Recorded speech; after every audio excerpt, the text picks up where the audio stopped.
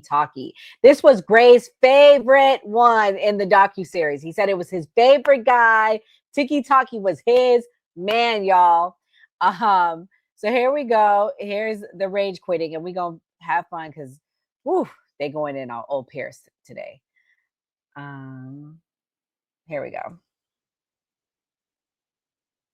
Why you don't think disowning a child for being gay is homophobic? What I do with my children is up to me. What I do with my children is up to me. Of course. Okay? Of course. I don't agree with you going to Epstein's Island and having freak-offs with Ghislaine Maxwell and the rest of them. But I don't need to bring it up because this is about misogyny and everything like this. Harrison, Harrison. Okay, I don't agree with that, sir. Just to be clear, freak-offs on the island. Yes, nor do I. And as is a Are you sure? Are you sure? Do you want to keep doing this? You'll make yourself look very stupid. Are you sure, Piers? That I've never been to Jeffrey Epstein's island. I'm 100% positive. I never met the man, never went to his island. I met Ghislaine Maxwell for 5 minutes at a book launch. If you've got any supplementary mentioned a lot of times. No mentioned problem. A lot of times in there, sir. I have no problem. You're not, I don't think, if I say this very respectfully, I don't think you're very well informed about things like that. Or you wouldn't go there because it's... Why are you in the files? Why don't you check the 27 references to me in the files? Why are you in the files, sir? Very close to these types of people. Go and check. And all your followers, you can. The great thing about the Epstein files, you can put somebody's name in, and you can like see to compare me to Tate and Myron and everyone else. This. So Harrison, because my name is close to them in the Manosphere. But if I compare you to Epstein and Maxwell, you have a clear problem with it. No problem. Sir, you compare me to Myron and all the others in this homophobic, misogynistic, whatever world. I'm comparing you to Epstein then because you're in his files. Harrison. Exactly. You're making yourself look an even bigger idiot than you did on the Netflix show. Oh, really? Really? Yes. To people like you, sir, I don't mind that. You make yourself look like an idiot every single day when your wife is at home posting pictures that you're out and she wants to get used like a toy by a big black man who is cleaning her car. Is that why you have a problem with me? Is that why you're pushing this homophobic narrative? Because I'm the big black man that shagged your wife while you are on holiday. Okay? We can all have a push and a shove, sir. Let's go back to talking about the documentary and less of the homophobia. Do you know what? Here's what I think about you. I watched the documentary. I think you're a fucking idiot. I think you're a sexist, misogynist, homophobic twerp who got exposed in a global way by Netflix, by Louis Theroux, for what you are. You're a little half-wit, and you'll make your little followers don't get rattled. Have a little laugh and everything else. But I don't see any point wasting. There's no point me wasting my time talking to you. Is there? What's the point? Exactly. No. Do you know what? Let's chill it down then, because what I just said. There's 50 more things that we can have a stupid back and forth and try and one up each other. I don't just care talk about to me normally. Talk to me normally. Talk to me normally. I don't care about your silly insults. But what do you mean you don't care? What do you mean you don't care? What I said is facts. I have a picture of it. I can flip it around and show you right now. I couldn't care less about your silly little insults. It's like a 2-year-old. Why would I care? A 2-year-old? A 2-year-old? Listen, sir, I don't know why you come on and you talk like you're holier than thou. As soon as you're away, all right, let's end this. Applications are open. All right, let's just that's your thing, bro. That's your girl. Let's end this, please. Cooked. You know what? I'm not doing this. Sorry, guys. It's pointless. Oh, what a little bitch. Okay, Kimberly, I'm gonna let you go first. But do you want to see the picture that he showed? Yeah, show me the real picture. I don't know who that guy is. Picture. I don't know who that guy is, but he's very like cool, calm, collected, pool boy wanted, no experience. Yeah, I mean, what do you got to say to that, Piers? I looked into it after, and apparently it's true. She really did post that. That's real. I don't know what the Netflix docuseries is about. Oh, you missed it. You weren't here because you were sick. You missed it. You got to go back and watch our episode. Well, they made us. They strike that we couldn't keep the clips up. But if you guys were watching, this is why you guys got to check the live show out, because sometimes YouTube strikes us. And on the live show, you would have got to see the clips of the show. But anyways, now you got to go watch it on Netflix. So I come out in a docuseries tomorrow on Univision, if you guys want to watch that. Oh, nice. Is it in English or Spanish? Spanish. Congratulations. But back to the Piers Morgan, he looks like a cuck. And I like to see, you know, for all the dumb shit Piers has said, I'd never seen him this uncomfortable. It was nice to see. I was basking in it. I was like, oh, somebody got this bitch good. I hope they never let up. I hope they always bring this up to him, because Piers Morgan is a bitch. He's right sometimes. He's not always wrong. Yeah. Broken clock is wrong, right twice a day, but oh man, he deserved that. He had it a long time coming, because he does this where he likes to call people in and try to like bait click them and like gotcha and this and that without letting them know, and then he pisses them off, but then when he gets it back, he can't take it. So, you know, if you can't take it, then don't get out the fucking kitchen. Don't do it to other people. Yeah, and Tiki Taki, he put more stuff out. Let me play the rest of what he put out about Piers. Is that not your ting? One thing led to another, and whoops, in bed with Rupert. That's your baby mum. That's your wife. And you're talking about masculine. I'd be a misogynist if I was you. I'd hate women if that got done to me, mate. You're a victim, lad. Let's see what else. Look at the tanned, muscular man. That's why you took offense to me, Piers. That's why you were upset. Look at the tanned, muscular man. Look, when the husband's away, Mr. Suds comes to play. Hashtag you missed a spot. Hashtag not an object. Hashtag but I want to be. That is your baby mother, bro. And you dare even show your face on the internet and speak like you're holier than thou. You are an absolute goof. An absolute goof. That's a good point. Reading Lenny's brilliant memoir and thinking back to a sunny Saturday in Paris, he'd taken a 3-year vow of abstinence at the time. Shame. Hashtag let lovers rule. Are you right? You did. Down. You absolute did. Don't ever chat to me again, okay? Mic drop, low blow, disqualification. That's right. Go cry, okay? Your wife's watching this as well, bro. Like, you are a victim. I dare not DM her. I dare not go there with you, okay? I want an apology video in 24 hours. Otherwise, your missus is going to be on a flight out here quicker than you can fucking say. Funny. Cuck. Cuck. He's down. I've never seen a guy. Where is the sound? Yeah, come on. Where is the sound effect? Like, down. Come on, never say I never give you gifts. And this is just the beginning, guys. I have an exclusive. You should have been nice, Piers. You should have been nice. You shouldn't have been like a bitch with everybody all the time. You had it. It was a long time coming. I didn't even know this. A long time. Funny. Who is that guy? What does he do? He's just like an influencer? This is her pool. Oh, yeah. His name is Tiki Taki. He was part of the Manosphere. He's very young. He's like 23. He's biracial. He's British. He was involved in some sort of homicide scandal. He killed someone with a car. So he's not a very nice guy. He brags about how he traffics women through videos, and he's like a Andrew Tate Jr. I will give him this though. He be whooping pedos' asses though over there. He do like the what's the dude name? Chris Hansen. They do like they catch so they stage. So he lives in England, Spain right now. So they stage catching predators. So they'll have weirdo men they'll jump weirdo men. They beat them up. Oh well. They put belts to ass. Yeah. Yeah. Well, wow, that's a lot for me to take in all at once. I didn't know. I don't know. Is the Manosphere a podcast? Forgive my naivete. What? So I'll let Enzo explain what the Manosphere is. Enzo, what's the Manosphere? Like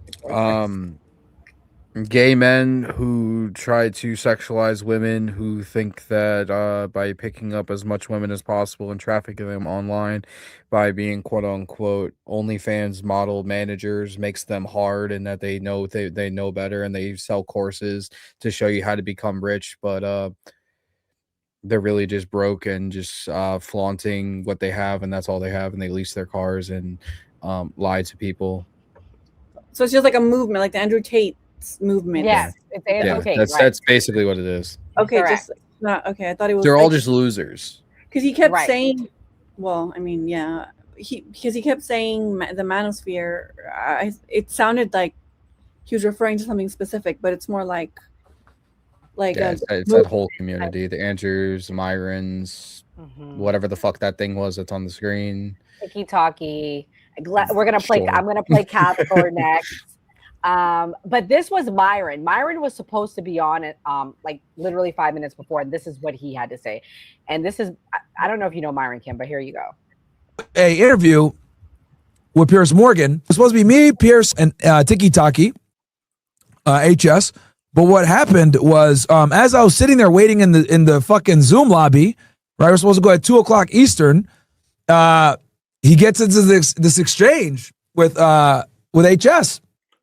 And HS mentions his wife. For those of you that are not aware, Piers Morgan's wife is, there's some problems there, okay? Here she is right here. We've talked about this before. Here she is with him. Her name is Celia Walden. And here she is in this picture here, posted a snap on Instagram with the caption, "When the husband is away, Mr. Suds comes to play," which is fucking insane to post on Instagram. And it's pissed Piers off. And he just said, "I'm done." Bro was pissed off, man, really mad. And I was like, what the fuck? I wake up to do this shit, right? And bro just rage quits. I'm on the fucking Zoom call, laughing my ass off as him and the HS are going back and forth. And this started because they were arguing. He was trying to say that HS was a homophobe. That's what he was. That's how this argument kind of started. He was saying you're a homophobe, blah blah blah, trying to get him on that. 2-year-old. Why would I care? A 2-year-old. Listen, sir, I don't know why you come on and you talk like you're holier than thou. As soon as you're away. Okay, Gray. As a father of kids, what's your thoughts? Do you think Piers should dictate to Tiki-talkie to not want his kids to be homophobic? What do you think? Yeah, I mean, in the documentary that we watched, they talked about how the guy's father wasn't there. He said that it was issues with his father not being there. So that may be something that needs to be addressed. He needs a man to say, "Hey, you're not supposed to act like this." Do I think Piers probably should have did that off camera, like, "Hey, you shouldn't do this"? Because bringing a man baby mama into something, that's a low blow. So if it was my old lady, even if she did it, that's between me and her. We can have. Would you walk away? Would you have walked off set if he did that to you, or would you have stayed and duked it out with him? I would have left and put money on his head. I would have said, "Hey, I got a bag on, old buddy. Go ahead and handle that." But I wouldn't have got my own hands dirty. I would have stayed there, held my pride, and be like, "Hey, man, let's just keep it professional." And then I would have handled it later on. If that was Piers wasn't being professional. I have more clips to play for him, but keep going. Go ahead, Kamal. I'm gonna just say allegedly for Gray. We won't. Allegedly, this is entertainment purposes. Is there a button for that? There's a rumor that allegedly. There's a rumor that Piers Morgan's friends with his father, who was a rugby player. He did say that earlier. I watched a bigger clip of it. He said he was friends with his father. And Piers wasn't being professional. Piers kept saying, "Well, your mom raised you. Why are you like that? Your mom says she's against homophobia. Why are you against it?" And so he was asking for it. And honestly, he got it so good. He deserved it. And he had it a long time coming because Piers is a bitch. But yeah, so he's been attacking these people, guys. I gotta show back how he has been. He was pretty nasty to one of Enzo's least favorite people. Let's watch. Been amended 27 times. Goodness. Yeah. Oh my, this is not rigorous intellectually. This is very Just this is Respectful to him too. theology. Okay. But it's fine. Where were we? We're talking about Trump and somehow we got into Trump. You're white knighting for women's rights. On Trump. Well, I think women should have the same rights as you and I. You don't. That's fine. Put on the pink hat, bro. Put on the pink hat. We're waiting. What's the pink hat for? For the march, for the women's march. Are we going to see you at the women's march protesting for women's rights and all that? I think women should have equal rights to men. Period. You carry tampons in case your female friends get a period or something? It's crazy. I'd have no problem giving a female friend a tampon, would you? I don't suppose you've ever seen a tampon, have you? Gross. Absolutely not. Never seen it. You think tampons are gross? Yeah, they're filled with period blood. Yeah, it's kind of gross. Wow. Are you into that? You like that? You have you ever seen a lot of tampons? I don't think you've ever seen it, have you? I've seen him. I've Oh, seen you him have? before. You've been that close Yeah. to a woman? Really? No, I've seen him. Look, I Oh, you've seen I videos? used to live with women, so I've seen him around the house. I bet you've seen videos, haven't you? What? What are we doing here, Piers? What? Enzo, what do you think about how he treated Nick? Was he too harsh or not harsh enough? Not harsh enough. Come on, that was easy. That was easy. Like what? I love how uncomfortable Nick got once they started talking about women and him asking him, "Have you ever seen him?" When he goes like, I lived around him, so I seen him." Like what kind of answer is that? Like, come on. I would have ripped into Nick if I was on there with that. That would be fucking hilarious. No, Piers, listen, Piers show. I'm not the biggest fan of Piers, but I like certain segments that he does. I like Tyrus, to be honest with you, when Tyrus goes on there. It's fun. And then when my favorite was when Harry and fucking Parker were on there and they ripped into them. That was fun. That's the only time I really like watching them is when people that I know are on there. But it's literally just like, yeah, it's a Jerry Springer-esque political show. That's all it is. It's not really any substance. It's just like, hey, we're gonna literally just try to get under your skin and talk politics kind of at the same time. That's basically what that is to me. Hey, Enzo, you on to something, because Jerry Springer was a European ass motherfucker too. He wasn't from the States. Us? Yeah. He was from I Europe. didn't know that. Yeah. I didn't know that either. Either him or his parents. He not from the States like that. Well, he was the mayor before. And fun fact, he lived in my city. Oh, wow. He was the mayor before he became Jerry Springer, like the show. I miss his show. I'm not gonna lie. This shit was fun. Oh, she's right. He was born in London. There you go. Where Jerry Springer was born in London. Right? Yeah, he's European. You're right. Yeah, I got a bunch of random ass facts in my head. Jerry and Maury. Those when TV was good. Jerry, Maury. Well, speaking I of will good say TV, that the Pierce show does have a lot of substance. I do really appreciate. I think I like really his show. Bringing on. I do like his show. Loud voices. I don't watch it like that. I'm gonna be honest. So I've been subscribed to his show for a long time, and I really do appreciate all the work he does. When I say he's a bitch, I mean he is really catty. He clickbaits. He does that to people. He'll invite you in. He'll clickbait you. He does it for views. Right. So I'm not saying he's a bad person. I don't agree with him. I like that he gives different people voices. And now that when he brought Nick on, then it's like you gave everybody a voice. And I think that that's so important.